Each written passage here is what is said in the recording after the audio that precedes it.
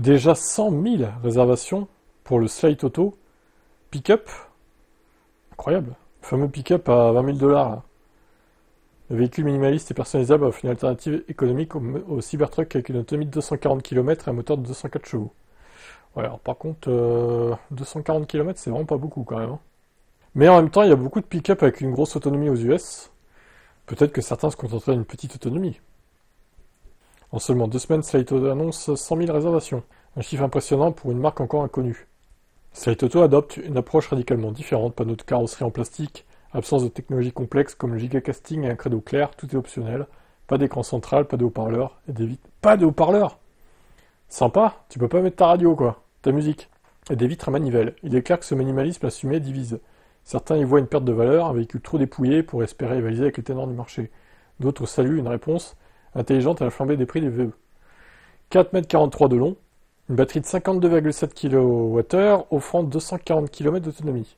Il existe aussi une batterie de 84 kWh pour 385 km. Alors ça doit être du EPA hein, pour avoir une aussi pourrie autonomie. Je pense que tu peux faire plus quand même. Tu dois pouvoir monter à 300 km avec 52 et 450 avec 84. Je pense, quand même. Sinon il est très peu efficient ce véhicule, hein.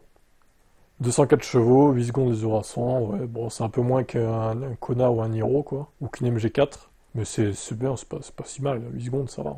100 accessoires sont proposés allant de simples vitres électriques à un kit pour transformer le pick-up en 5 places. En SUV, 5 places. Cette modularité associée à un prix d'entrée défiant toute concurrence touche les clients qui rêvent de rouler en électrique sans se ruiner. J'avoue, le concept est pas mal quand même. Faut avouer que sur le papier, ça a l'air pas mal. Maintenant, est-ce que ça va marcher? Est-ce qu'ils vont tenir leurs promesses? Contrairement à une certaine autre marque américaine dont on ne citera pas le nom, qui souvent ses promesses ne sont pas tenues. Et puis surtout, Jeff Bezos, là, il entre dans le terrain d'Elon Musk. Ça va faire une sacrée concurrence. Chaque dépôt de 50 $ représente un client potentiel séduit par un prix 3 fois inférieur à celui du Cybertruck. Si Slate convertit ne serait-ce qu'un tiers de ses réservations, avec une capacité de production prévue de 150 000 véhicules par an à son usine de Warsaw en Indiana, l'impact pourrait être significatif. Tesla risque sérieusement de perdre du terrain, car les clients les moins fortunés n'hésiteront pas une seconde à se tourner vers son rival américain. Cependant, les réservations ne garantissent pas les ventes. Le Cybertruck en est la preuve. Bon, les Cybertruck, ils ont menti sur le prix aussi, hein. Faut quand même l'avouer, hein. Sinon ils auraient plus de ventes, hein. Alors le bonus des aides de 7500 $, là, les aides fédérales, pourrait disparaître. Par contre là, ça ferait augmenter de presque un tiers le prix, hein, un quart on va dire, ce qui serait quand même énorme. Non, ouais, c'est ça, un tiers même. Dans la tech, Amazon et Tesla rivalisent sur l'innovation. Slate Auto avec son pick-up avec Baku n'est qu'un chapitre de cette saga. Ok, bah l'aventure Slate Auto ne fait que commencer. Espérons que ça marche et que ils tiennent leurs promesses et que les gens soient contents de leur véhicule.